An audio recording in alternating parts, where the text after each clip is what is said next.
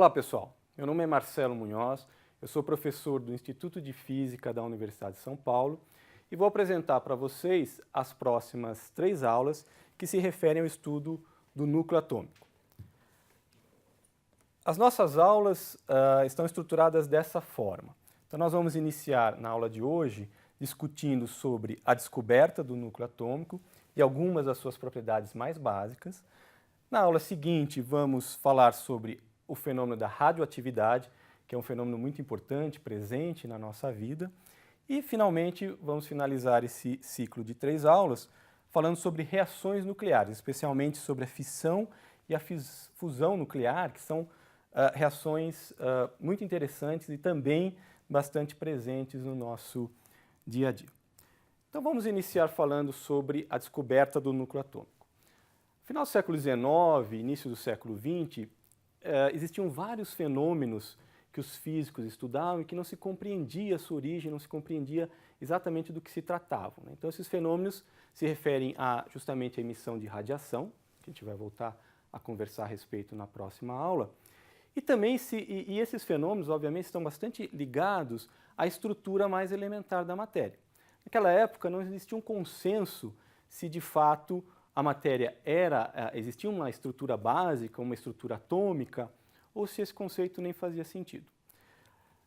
Uma descoberta muito importante no sentido de se estabelecer essa estrutura atômica da matéria foi justamente a descoberta dos elétrons, né, que essencialmente foram as primeiras partículas fundamentais, elementares que foram descobertas, né, entre todas aquelas que vocês viram nas 2 primeiras aulas dessa disciplina, com o professor Sérgio Novaes.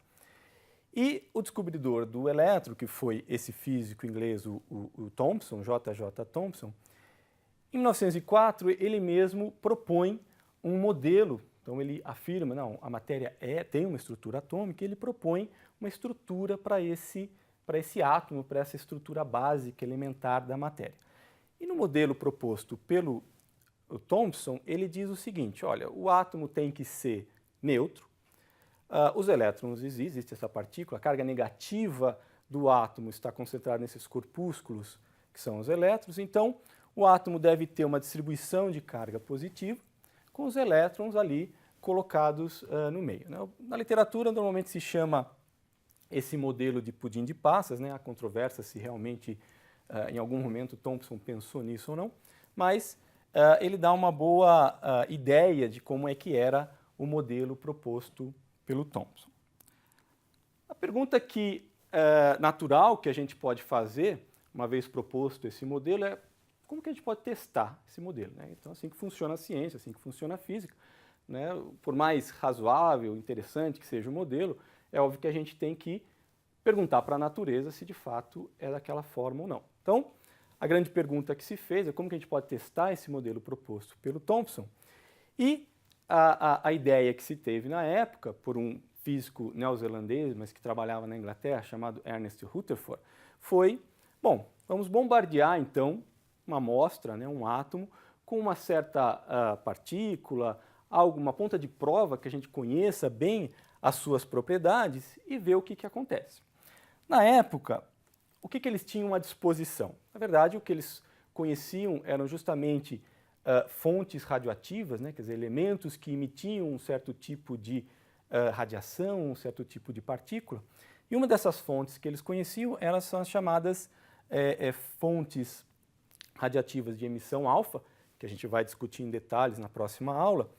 E essas fontes emitem as chamadas partículas alfas, que eles conheciam bem como que se comportava, qual era a energia, qual que era a carga, enfim, né, as propriedades dessa partícula. Então, a expectativa, quando você realiza um experimento como esse, quando você bombardeia, então, uma estrutura atômica com essas partículas alfas, como as partículas alfas são muito mais pesadas do que os elétrons, né, algo como 7.000 vezes mais pesadas do que os elétrons, então a expectativa é justamente que essas partículas alfas iriam atravessar esse átomo quase que sem alterar o seu estado. Então, num experimento em que um átomo é bombardeado por partículas alfas, a expectativa é que essas partículas alfas saiam, né, do experimento sem grandes alterações. E foi exatamente isso que eles fizeram. Então, dois colaboradores do Rutherford, né, o Hans Geiger e o Ernest Marsden, eles construíram um experimento para testar essa hipótese do Thomson. O experimento deles está ilustrado aqui. Então, essencialmente, eles tinham uma fonte radioativa, né, que emitia essas partículas alfas, colocavam isso dentro de uma estrutura que colimasse essas partículas, então elas saíam todas na mesma direção, e no caminho dessas partículas alfas colocaram uma folha, uma folha bem fininha de algum material, né, normalmente o ouro, e colocaram um sistema de detecção, né, de medida dessas partículas alfas, que é móvel, né, que você pode ajustar o ângulo em que ele fica, e aí você consegue, então, medir quantas partículas alfas chegam, né, atravessam essa folha de material em função desse ângulo aqui. E, como eu falei, a expectativa é que a grande maioria das partículas alfas fossem emitidas realmente na mesma direção que as partículas alfas saíram ali da fonte. Mas, para surpresa deles, em alguns eventos, essas partículas alfas saíam em ângulos bem traseiros, né? Acima de 90 graus. Isso foi uma surpresa porque, segundo o modelo de Thomson, isso não deveria acontecer. Aí que entra novamente o Rutherford e ele cria então um modelo, propõe um outro modelo para o átomo, né, que daria conta de explicar esse espalhamento de partículas alfas para ângulos mais traseiros. E como é que é esse modelo? Então, como que o Rutherford elaborou esse seu modelo, né, que é um trabalho de 1911? Bom, o Rutherford usou algumas hipóteses, né, que a gente vai rever. Uma, obviamente, ele usou a mecânica clássica, né, para fazer o seu modelo, porque a física quântica estava nascendo nessa época, né, ele ainda não utilizou a física quântica para fazer o seu modelo. E aí vem a grande hipótese dele, né, de que o átomo, na verdade, ele não era como o Thomson tinha proposto, mas ele tinha um núcleo, né, no centro do átomo bastante pesado, concentrando basicamente toda a massa do átomo, com os elétrons orbitando em volta desse núcleo. Então ele propõe, né, existir esse núcleo com uma carga Ze, né, seria a carga positiva desse núcleo, e o mesmo número de elétrons, né, Z elétrons, orbitando em volta do núcleo, garantindo que o átomo é neutro. Muito bem. Ele considerou apenas a força coulombiana, ou a força eletrostática, né, de interação entre as partículas alfas e esse núcleo positivo, né. Hoje a gente sabe, vocês viram nas duas primeiras aulas, que existe uma outra força agindo nesse sistema, que é a chamada força forte, né, a força nuclear forte, mas obviamente ele não conhecia ainda nessa época.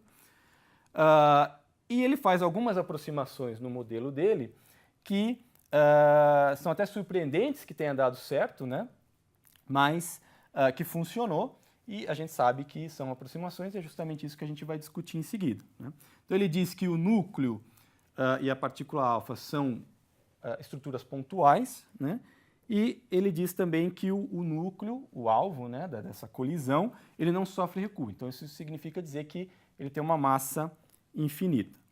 E ele também diz que não ocorre nenhuma mudança no estado, né, dessas partículas, nem da partícula alfa, nem do núcleo. Muito bem, então usando esse modelo, ele calculou qual que seria, então ele, né, imaginou a trajetória, né? Então a partícula alfa está saindo aqui, está indo nessa direção, o núcleo está aqui.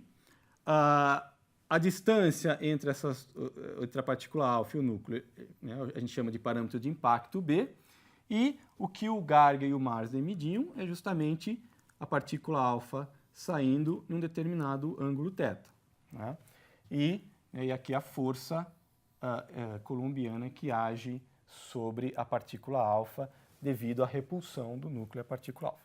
Então, o que o Rutherford fez, ele calculou, né, uma expressão, uma relação entre o parâmetro de impacto e o ângulo θ, né, considerando então essa força central, que gera uma órbita hiperbólica, e ele chegou numa expressão para o número então de partículas alfas que devem ser espalhadas, né, em função desse ângulo θ, né, que era exatamente o que o Geiger e o Marsden mediram. Então a ideia agora o que o Rutherford propõe, é algo bastante quantitativo. Vamos ver se essas minhas hipóteses realmente correspondem à realidade, né, comparando o cálculo, né, que ele fez com os dados experimentais.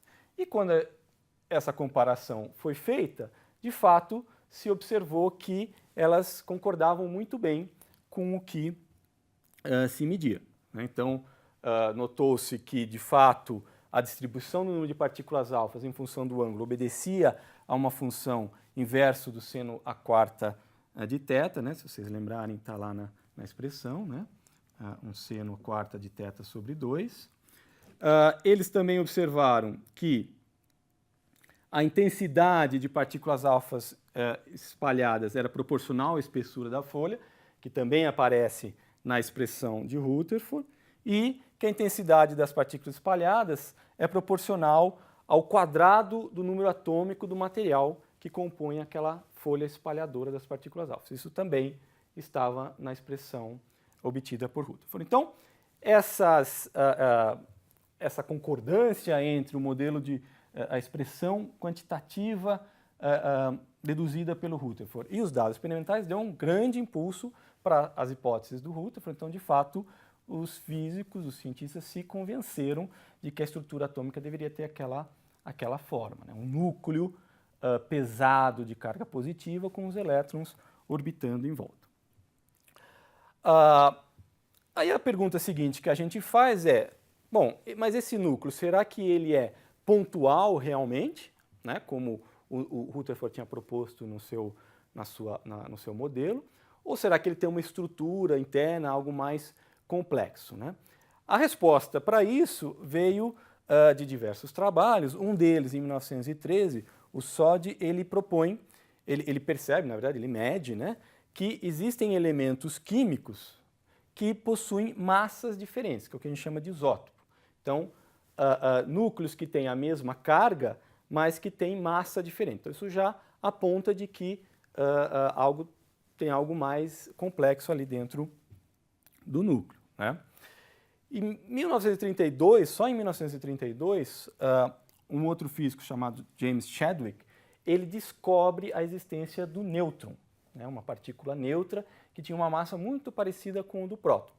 E aí, logo em seguida, o Werner Heisenberg, o mesmo lá do princípio da incerteza, que vocês viram no curso de física quântica, ele então propõe que esse núcleo, de fato, tem uma estrutura, ele não é algo elementar, fundamental, pontual, né? Ele tem realmente uma estrutura interna, que é formado o quê? Formado por prótons e nêutrons. Então, uma partícula positiva, chamada de próton, e uma partícula neutra com massa muito parecida, chamada de nêutron, né? Então, o núcleo, como mostrado aqui nesse esqueminha, ele é formado por esses dois tipos de partículas, e aí a gente caracteriza, então, os núcleos sempre por essas duas quantidades, pelo número de prótons que ele tem, que a gente chama de número atômico, e pelo número total de prótons e nêutrons, que a gente chama de número de massa, né? E normalmente a gente se refere a prótons e nêutrons de uma maneira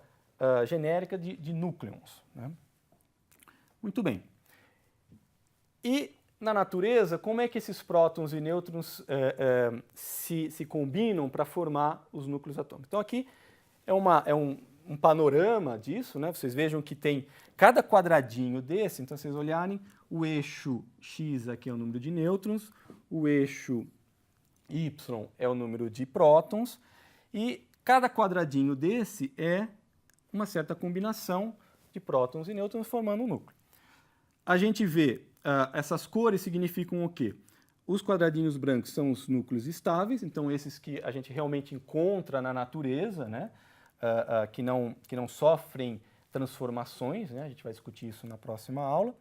E tem uma infinidade de núcleos que são radioativos, que se transformam em outros núcleos, também a gente vai discutir na próxima aula. Então aqui só para vocês terem uma ideia do panorama da infinidade de combinações possíveis entre prótons e nêutrons para formar os núcleos atômicos. Bom, então agora vamos voltar a outra hipótese do Rutherford. Então a gente sabe já que o núcleo ele não é pontual, ele tem uma estrutura, mas então qual que é o tamanho dele, né? Qual que é realmente a dimensão desse núcleo? Como é que a gente pode estudar isso?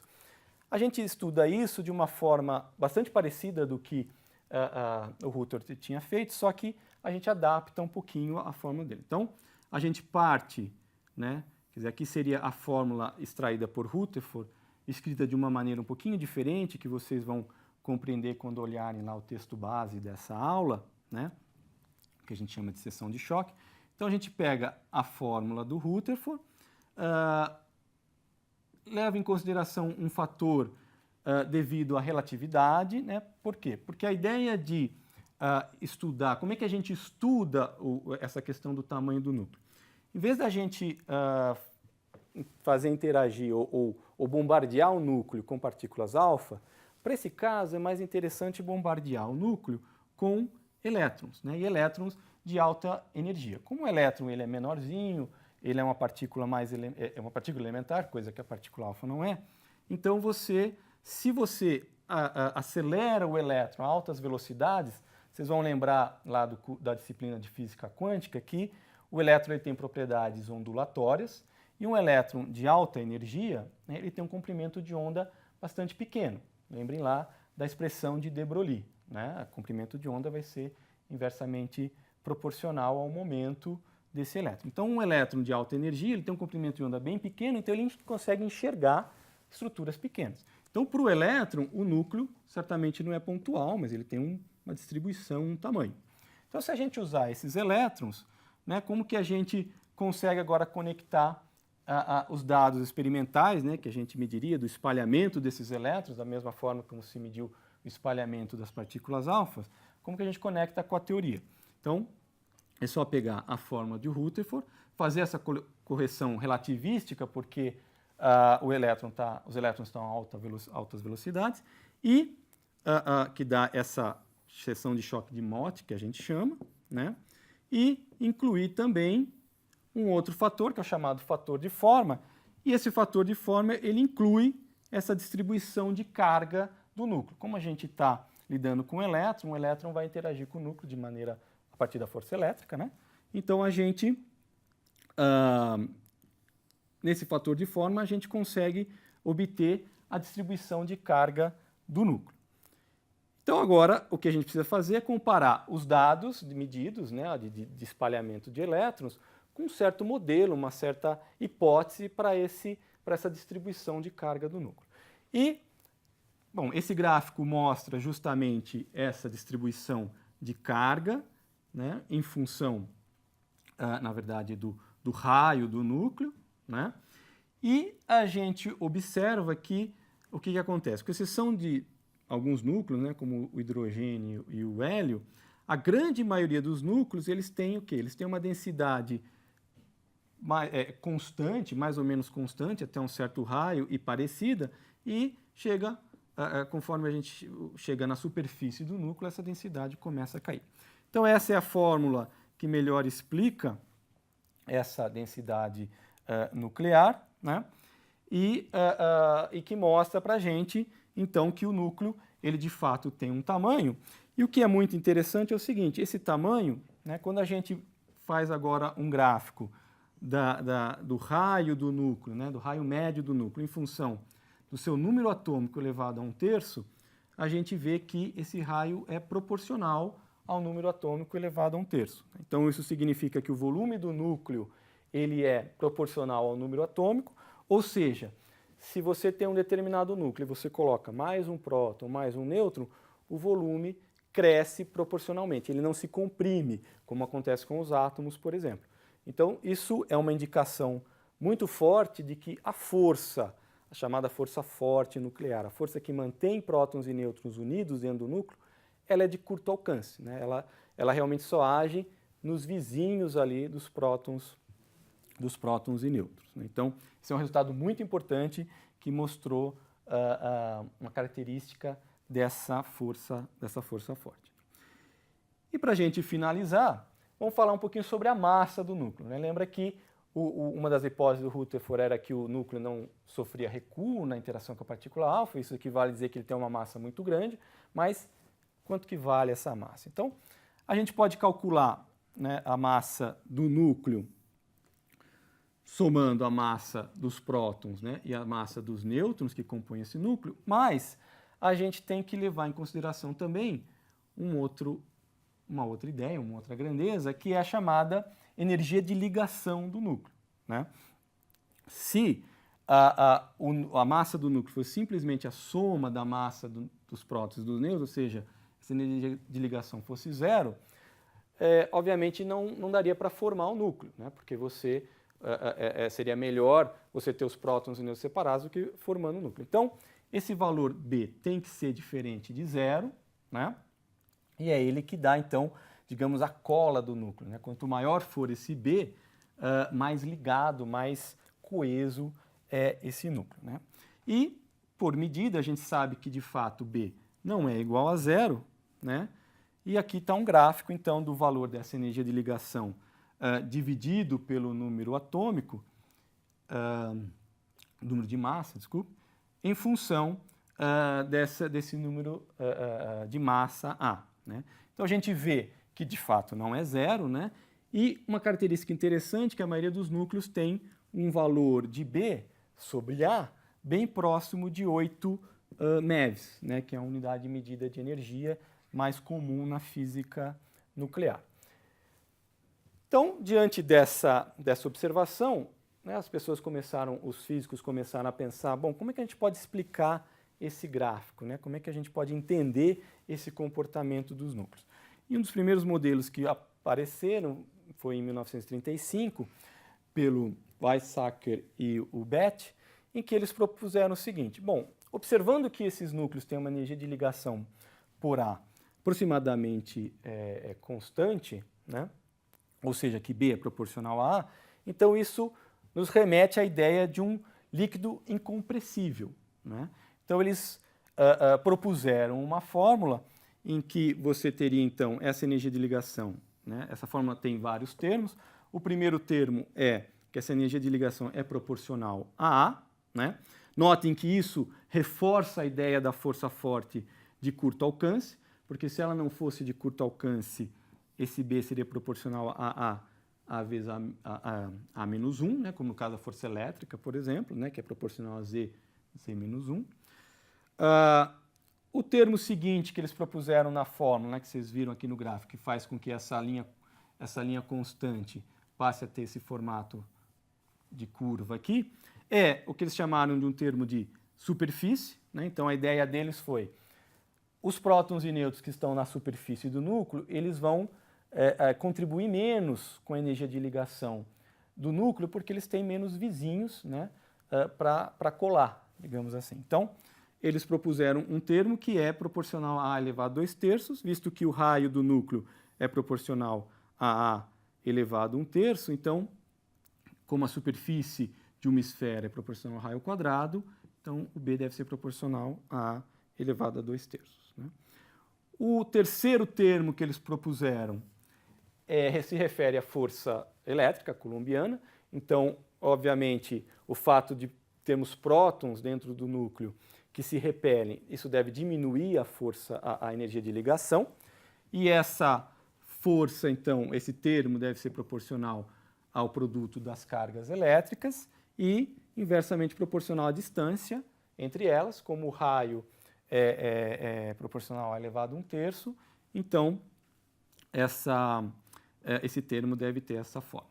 E, por fim, né, eles propõem um termo chamado termo de assimetria, que vem de uma observação empírica de que núcleos que têm um número atômico, número de prótons parecido com o número de nêutrons, eles são mais estáveis do que os outros. Então, eles a partir dessa observação, colocam finalmente esse termo e essa proposta tem é muito bem sucedida, né? Consegue descrever bastante bem os dados. Então, nesse gráfico, a gente está vendo os pontos preenchidos aqui de preto são o resultado da fórmula e os pontos em branco, né, aberto, são resultados dos experimentos, das medidas.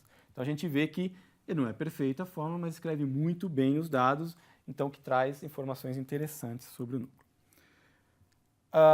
Bom, então para a aula de hoje é isso que eu queria contar para vocês. Na aula que vem a gente vai falar sobre o fenômeno da radioatividade, descrevendo os tipos de radioatividade e discutindo um pouquinho esses fenômenos à luz da física quântica, né, de alguns conceitos e fórmulas que vocês viram na disciplina de física quântica. É isso, pessoal.